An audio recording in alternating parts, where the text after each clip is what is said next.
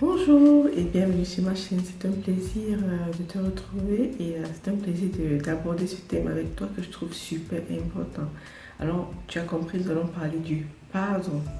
Beaucoup d'entre nous, nous avons du mal vraiment à pardonner, nous avons du mal à laisser aller et voilà, on vit pendant des années et des années avec les blessures qu'on transporte avec nous comme un fardeau. Alors,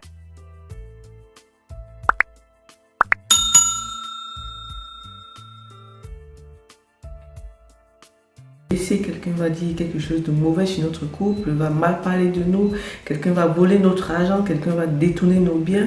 Et voilà, donc ça va arriver, mais le plus important, c'est de ne pas rester sur ce sentiment de rancœur, de blessure, ce sentiment vraiment qui est destructeur pour nous. Alors c'est un choix. C'est un choix, soit on décide d'avancer ou alors on décide de rester vraiment crispé avec le fait de refuser de pardonner à la personne en question. Alors, lorsque nous refusons de pardonner, alors tout notre corps finalement est affecté, pas seulement notre corps physique, mais notre âme aussi est affectée. Alors, les conséquences du refus du pardon, déjà, c'est, voilà, on va parler de ce qui est vraiment toujours actuel, c'est le manque de sommeil. Alors, nous allons passer des nuits blanches à réfléchir, à s'aimer, à faire grandir cette rancœur. Nous n'allons pas dormir toute la nuit. Alors, et les conséquences lorsqu'on passe des nuits et des nuits blanches sans dormir à cause du fait que l'on refuse de pardonner, c'est voilà, on va avoir aussi des conséquences sur le plan vraiment sur nos organes.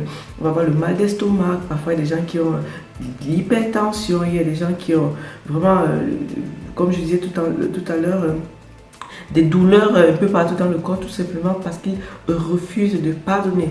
Ils passent le temps à penser comment se venger, comment faire pour faire mal aussi à l'autre personne. Et ça prend du temps, ça prend de l'énergie, peut-être ça prend notre santé, ça prend notre sommeil. Et voilà, même notre couple finit parfois par être affecté, même si ce n'est pas le partenaire qui nous a. Comment pardonner? Comment pardonner? Alors, je vais te donner 7 conseils qui vont t'aider à pardonner, qui vont t'aider à avancer. Alors, conseil numéro 1, déjà, il faut se pardonner. Déjà, il faut que tu te pardonnes, toi, la concernée ou le concerné. Pourquoi? Parce que lorsqu'on a été blessé par quelqu'un, on se dit, ah non, comment est-ce que j'ai pu accepter qu'il entre dans ma vie? Comment est-ce que j'ai pu lui faire confiance? Comment est-ce que j'ai pu supporter toutes ces années avec lui? Ou bien comment est-ce que je l'ai accepté comme copine alors que tout le monde la rejetait? Oh, j'aurais pas dû faire ça. Alors, on s'en prend à soi-même, on a du mal à se pardonner. Alors déjà, pour se libérer, pour pardonner l'autre, il faut déjà que tu te pardonnes. Pourquoi? Parce que dans la vie, si tu refuses par exemple de faire confiance, tu te dis je ne vais plus jamais faire confiance, mais tu ne pourras plus vivre en fait. Tu vas vivre seul, tu vas finir seul, tes jours toute seule. Pourquoi? Parce que tu ne vas plus faire confiance, tu ne vas plus aimer quelqu'un d'autre, tu ne vas plus emprunter ton argent à quelqu'un d'autre, tu ne vas plus avoir des collègues, alors tu ne vas plus travailler, tu ne vas plus vivre en fait. Donc si tu vis, tu es appelé à vivre avec des gens, avec des êtres humains qui ont des défauts, qui ont des qualités. Et ça peut arriver. Alors si c'est arrivé, déjà, pardonne-toi avant d'essayer de pardonner la personne. Accepte que c'est arrivé et pense à toutes les expériences positives que tu as faites lorsque tu faisais confiance à d'autres personnes. Tu as fait confiance à quelqu'un qui ne t'a pas blessé. Ce n'est pas tout le monde qui va te blesser. Alors focalise-toi sur les expériences positives que tu as eu à vivre pour pouvoir te pardonner, pour te dire ah non, c'est pas moi qui suis, en fait, je suis pas le problème, en fait, je suis une solution. La personne peut-être a un problème, mais moi, dû au fait que j'ai fait confiance, que j'ai emprunté mon argent, que j'ai aidé, alors je suis quelqu'un de bien. Donc, mets-toi déjà en confiance, dis-toi que voilà, c'est arrivé, mais c'est pas forcément de ma faute. Donc, fais-toi déjà confiance et pardonne-toi. C'est le conseil numéro 1. Pardonne-toi. Commence à te pardonner à toi dès ce matin. Le conseil numéro 2, c'est essayer de se mettre à la place de l'autre personne. En fait, la personne qui t'a blessé, essaie de te mettre à sa place. Essaie de réfléchir pourquoi est-ce qu'il ou elle t'a blessé. Alors, il faut pour cela vraiment un peu d'empathie. Alors, En se mettant à la place de la personne, ça n'excuse pas son comportement, ça n'excuse pas l'erreur qu'il ou elle a faite, mais ça te permet peut-être de mieux comprendre le problème. Et parfois, lorsqu'on se met à la place de l'autre personne, ça nous permet de minimiser le problème, ça nous permet d'entrer en profondeur avec le problème. Ça n'excuse pas tout à fait tout, pas toujours en tout cas, mais ça nous permet vraiment de mieux comprendre. Parce que lorsque parfois on se met à la place de l'autre personne, on se rend compte que, ah d'accord, en fait, pendant cette période où il m'a dit des paroles très blessantes, j'allais dire, il vivait une phase très compliquée, il était malade, ou il avait beaucoup de problèmes au travail, ou peut-être lorsqu'elle m'a passé un coup de fil qui était vraiment désagréable, c'est juste qu'elle avait une nuit vraiment blanche, dû au fait qu'elle a un petit bébé, ou voilà quoi. Donc, essayer de se mettre à la place de la personne. Et aussi, c'est important de penser au bon moment qu'on a vécu avec la personne.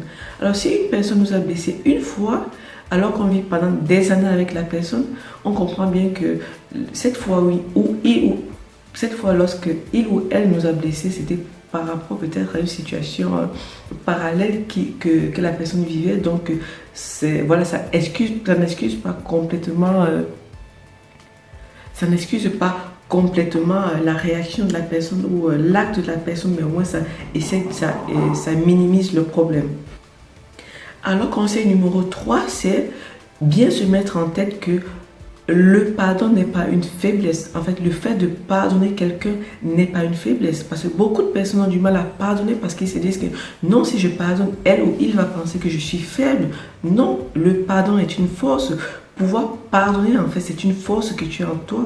Pouvoir aller au-dessus du problème, voir le problème en hauteur, en fait, te donne montre une certaine grandeur d'esprit que tu as. Donc, si tu pardonnes, si tu connais pardonner, si tu as appris à pardonner, ça témoigne vraiment de la grandeur d'esprit que tu as, que tu manifestes. Donc, conseil numéro 3, pardonner est une force, pardonner n'est pas une faiblesse. Est-ce que cette rancœur que j'ai en moi vaut la peine? Alors, si tu passes des nuits blanches, si à cause de quelqu'un qui t'a fait du mal, tu ne vas plus à l'école ou tu ne vas plus au travail, ou alors tu ne fréquentes plus le groupe d'amis que tu as fréquenté pendant des années, alors pose-toi la question, est-ce que ça vaut la peine vraiment? Est-ce que ça vaut la peine de changer de mode de vie, de vivre vraiment en restriction juste par rapport à quelqu'un qui m'a fait du mal? Non. Et si ta réponse est non, alors dis-toi qu'il faut que tu pardonnes pour pouvoir avancer. Donc, astuce numéro 4 ou alors conseil numéro 4, dis-toi que, pose-toi la question, est-ce que ça vaut la peine? Est-ce que ça vaut la peine de mettre ma santé vraiment en guillemets? Est-ce que ça vaut la peine de me mettre en danger juste parce que je refuse de pardonner? C'est se plonger dans les bons moments. Vraiment essayer de se rappeler des bons moments qu'on a passés avec la personne, avec le groupe de personnes, se rappeler vraiment des moments où on a eu du sourire, on a eu la joie au cœur, où on s'est senti aimé. Alors on va s'appuyer sur ça pour pouvoir vraiment se booster et pour pouvoir pardonner. Donc pense au bon moment, pense à ce que tu as vécu avec la personne, pense à ce que tu as vécu avec ce groupe de personnes pour pouvoir t'aider à pardonner. Alors la prochaine astuce, c'est de prier pour la personne. Voilà, prendre le temps de prier pour la personne. Prendre le temps de prier pour la personne. Pourquoi? Parce que peut-être la personne qui nous a fait du mal vraiment ne se rend même pas compte en fait. Peut-être qu'il est juste blessé et puis il blesse d'autres personnes parce qu'on sait que lorsqu'on est blessé, généralement on blesse aussi. Donc prier pour la personne va peut-être permettre à cette personne de se libérer du poids qu'il a pour pouvoir en fait vivre une vie plus sobre en fait, une vie plus sereine, une vie plus tranquille en fait. Donc prier pour la personne va déjà nous aider à nous vraiment. Et puis ça va aider aussi la personne peut-être à se libérer. Et puis une manière peut-être serait aussi de faire une lettre en fait à la personne. Si on a du mal à verbaliser vraiment le problème qu'on a avec le pardon par rapport à cette personne, on peut prendre le temps de faire des notes en fait, d'écrire une lettre à la personne, même si on ne va pas poster cette lettre, même si on ne va pas remettre la lettre à la personne, en fait, ça va nous permettre déjà de verbaliser en fait, même en fait d'imaginer exactement c'est quoi le problème. Et ça va nous permettre aussi de prier pour la personne parce qu'on aura au moins écrit quelque part ce qui nous dérange, ce qui pose problème, ce qui nous empêche d'avancer, ce qui nous empêche de pardonner. Donc, prends le temps de t'asseoir, d'écrire en fait ce qui te dérange le plus, ce qui te dérange par rapport à cette personne, pourquoi tu n'arrives pas à pardonner.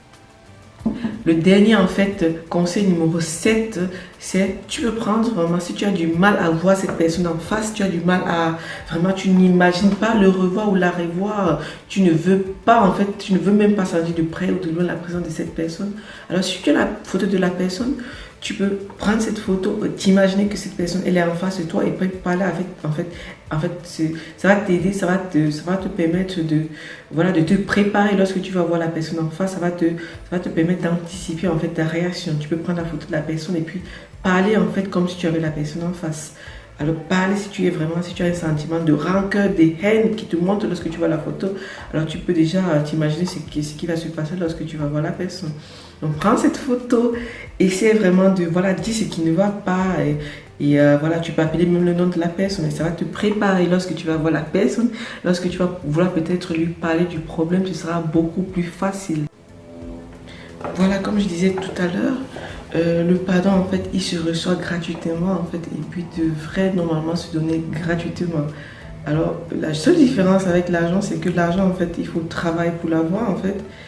Et si on a du mal à donner de l'argent, en fait, bon, quelque part, je peux comprendre. Mais le pardon, en fait, il se donne gratuitement. On reçoit le pardon des gens qu'on a blessés, le plus souvent.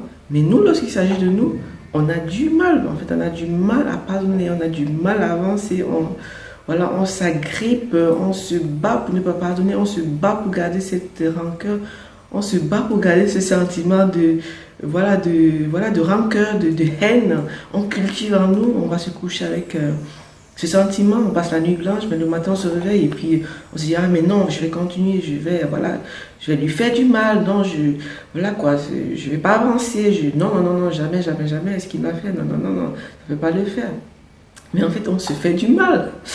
On se fait du mal au quotidien, on se fait du mal toute la journée, on se fait du mal toute la nuit. Et en plus, c'est désagréable pour notre entourage parce que finalement, lorsqu'on continue à garder le pardon en nous, mais on devient aigri en fait. On devient aigri, on devient méchant et puis on risque de finir seul en fait. Dis-toi, mets-toi bien ça dans la tête. Si tu ne fais pas des efforts pour apprendre à pardonner, mais tu risques de finir seul. Pourquoi? Parce que tu seras aigri, tu seras désagréable. Donc change, prends le temps de changer, applique les conseils que je t'ai donnés et dis-toi que le pardon n'est pas une option. Le pardon n'est pas une option. Voilà, dis-toi que le pardon n'est pas une option. Tu dois pardonner et tu dois pardonner aujourd'hui. Et le Seigneur veut que tu pardonnes. Donc, j'espère que cette vidéo va t'aider. Parce que je vous l'ai dit, moi, lorsque je suis blessée, en fait, lorsque quelqu'un me fait du mal, lorsque je sens, waouh, mais là, ça m'a touché vraiment, je suis mal, en fait. J'ai besoin du temps. Je me mets toujours, la première des choses que je fais, je me mets à la place de la personne. Je me mets à la place de la personne, je me dis, pourquoi est-ce qu'il a fait ça? Je me renseigne. Peut-être par rapport à l'entourage de la personne, mais pourquoi cette personne m'a dit cette parole? Donc j'essaie toujours de comprendre, de bien recadrer le problème en fait. Avant de m'emporter, j'essaie de recadrer le problème. Et même si je ne comprends pas tout toujours, ma première décision déjà que je prends toujours c'est je pardonne, j'avance. Je me dis j'avance. Je ne vais pas rester sur place, je ne vais pas rester aigri, je ne vais pas rester à me morfondre sur place. Non, je vais avancer. Alors si c'est ton cas, si tu as aussi des gens comme moi autour qui peuvent te blesser, nous sommes des êtres humains. Et plus tu as affaire avec des êtres humains, plus tu côtoies des personnes, et plus la probabilité que tu es blessé ou que tu vas être blessé est grande. Mais ce n'est pas le problème. Le problème c'est comment faire pour vivre avec, en fait. Comment faire pour s'adapter, comment faire pour pardonner et pouvoir avancer, pour pouvoir aimer de nouveau comme si on n'avait jamais aimé, pour pouvoir rire de nouveau, pour pouvoir faire confiance de nouveau, pour pouvoir vivre une vie normale au quotidien. Donc je t'invite, pensez-y et prends ta vie entre tes mains et change. Donc j'espère que cette vidéo va t'aider à avancer. En fait, j'espère que c'est le cas et puis j'espère te retrouver très prochainement. À bientôt. Ciao.